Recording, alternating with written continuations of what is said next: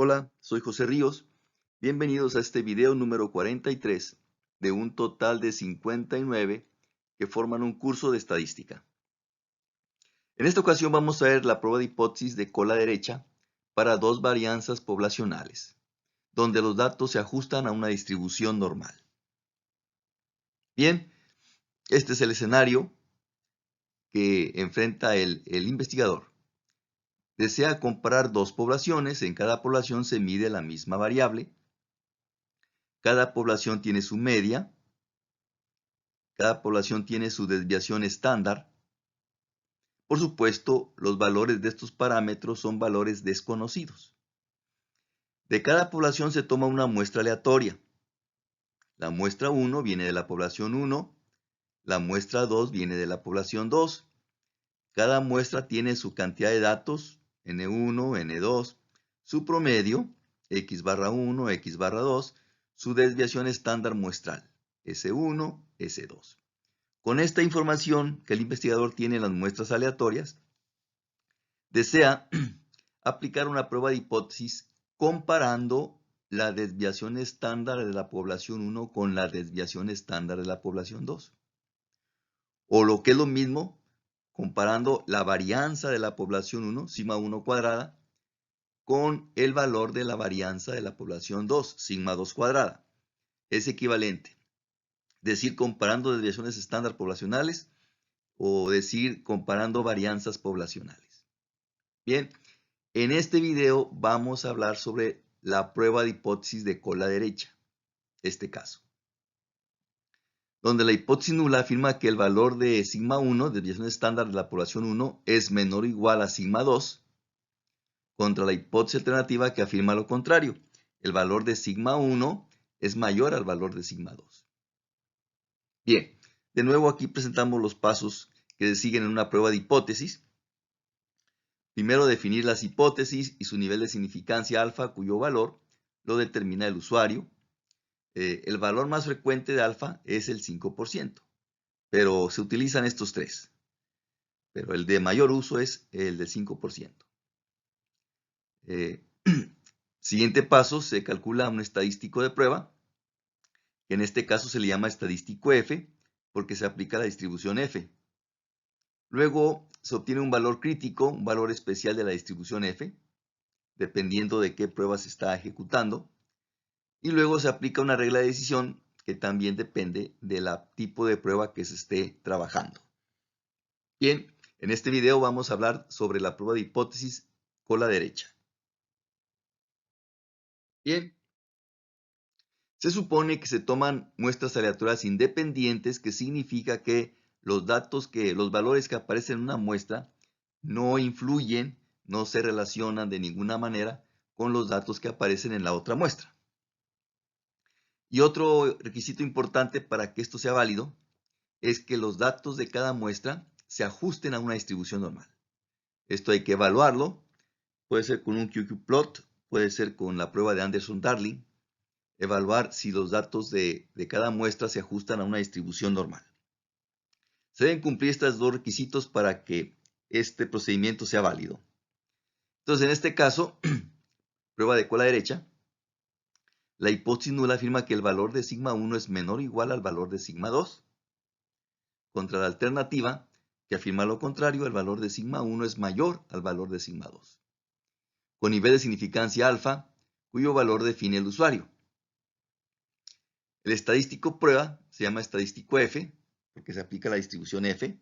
Ya hemos comentado que cuando se comparan en inferencia estadística dos varianzas poblacionales, ahí es donde se utiliza la distribución F. Entonces, el estadístico de prueba es el estadístico F, que se calcula de esta manera: S1 entre S2 todo al cuadrado, o bien, vea usted que esta expresión algebraica también se puede manejar como S1 cuadrada entre S2 cuadrada. Se puede manejar también así.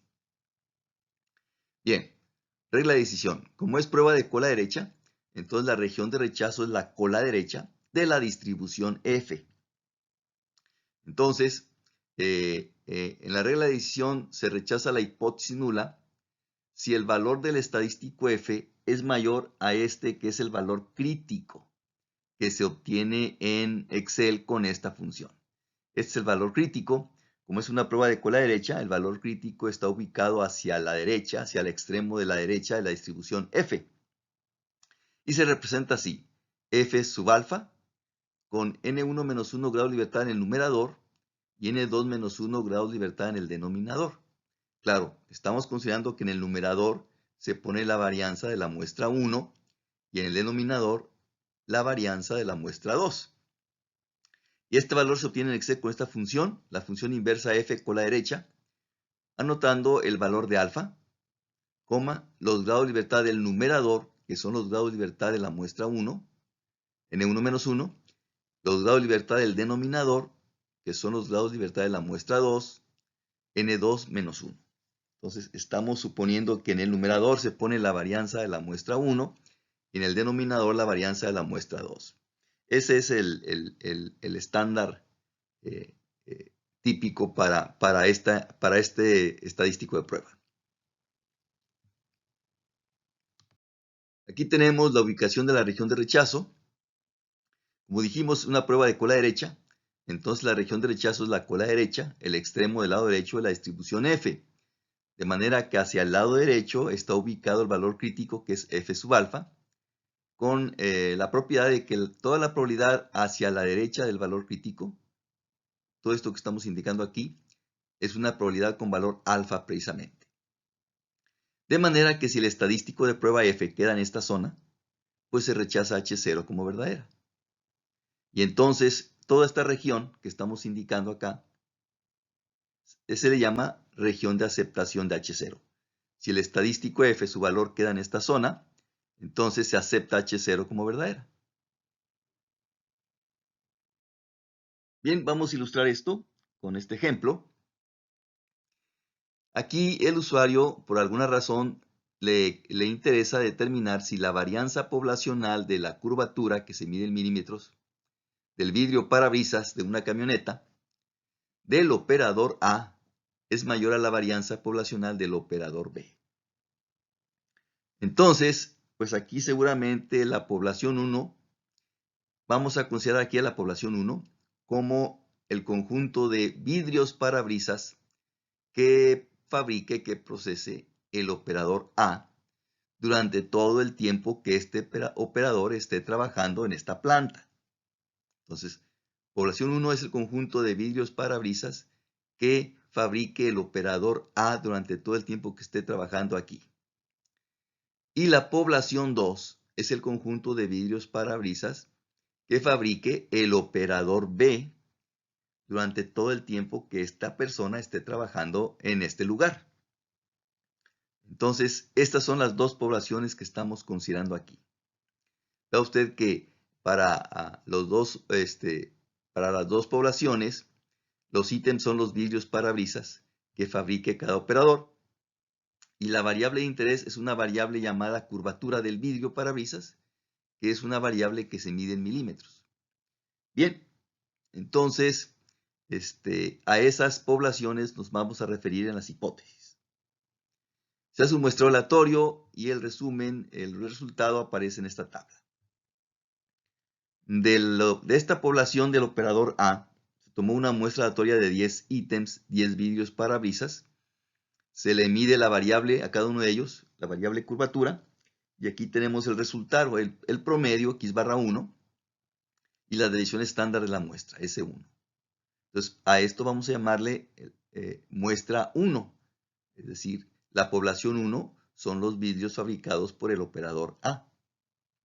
Luego tenemos los resultados del muestreo del operador B, que sería la población 2. Todos los vidrios parabrisas que fabrique el operador B. De ahí se toma una muestra también de 10 ítems.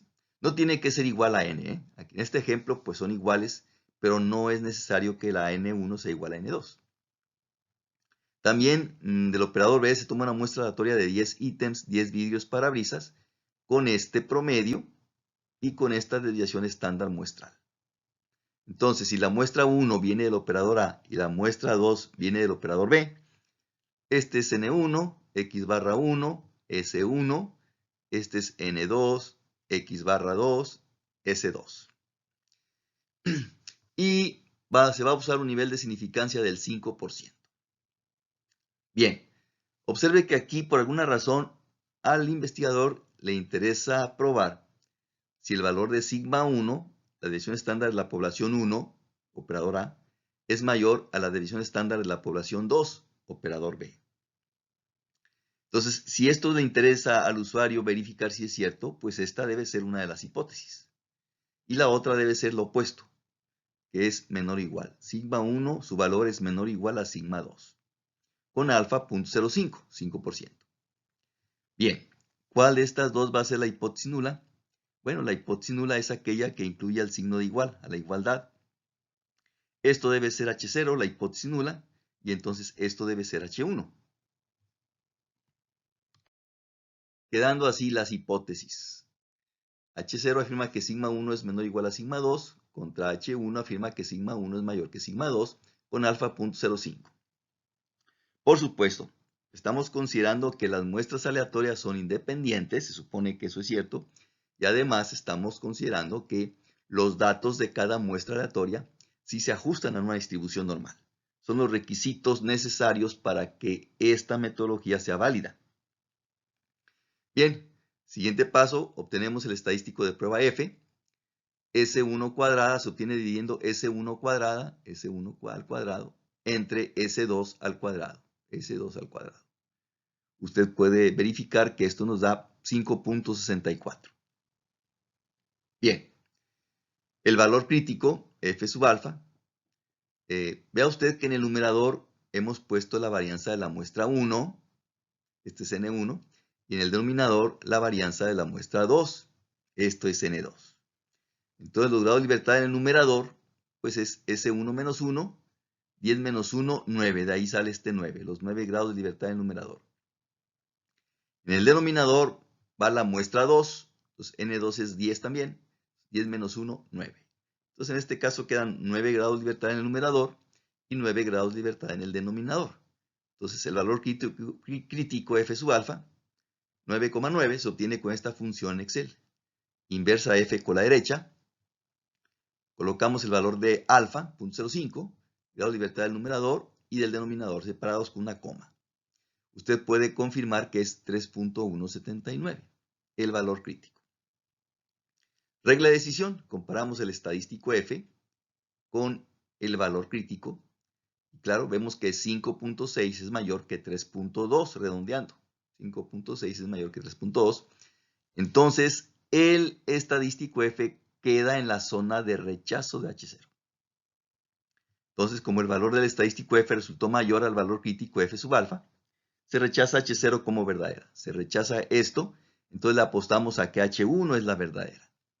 Entonces, esto se puede expresar diciendo que la evidencia estadística indica que la desviación estándar poblacional de la curvatura del operador A sí es mayor a la desviación estándar poblacional de la curvatura del operador B, con un nivel de significancia del 5%.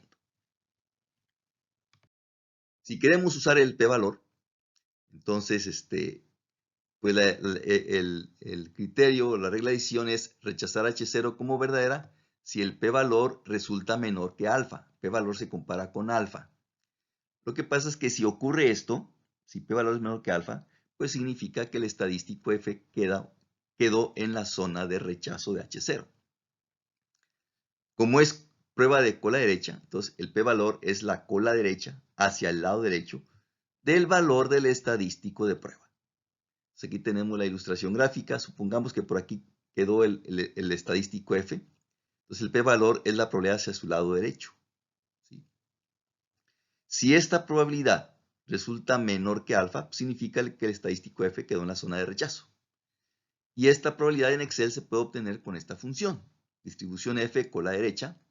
Colocamos el valor del estadístico, los grados de libertad del numerador, N1 menos 1, y luego los grados de libertad del denominador, de N2 menos 1. Bien, si calculamos el p-valor para el ejemplo, aquí tenemos de nuevo las hipótesis, el valor de alfa y también el valor del estadístico F. Entonces, aquí tenemos la función que debemos usar en Excel para obtener el p-valor. distribución F con la derecha, colocamos el valor del estadístico F, 5.64, grado de libertad del numerador y del denominador. Usted puede verificar que este p-valor resulta igual a 0.0084. Comparando con alfa, que es 0.05, pues claro, 0.0084 es menor que 0.05. Entonces, como p-valor es menor que alfa, pues el estadístico F sí queda en la zona de rechazo. Y se rechaza H0 como verdadera, apostándole a que H1 es la verdadera. Este resultado se puede expresar diciendo que se infiere que la varianza poblacional del operador A es mayor, si es mayor a la varianza poblacional del operador B, con un nivel de significancia del 5%.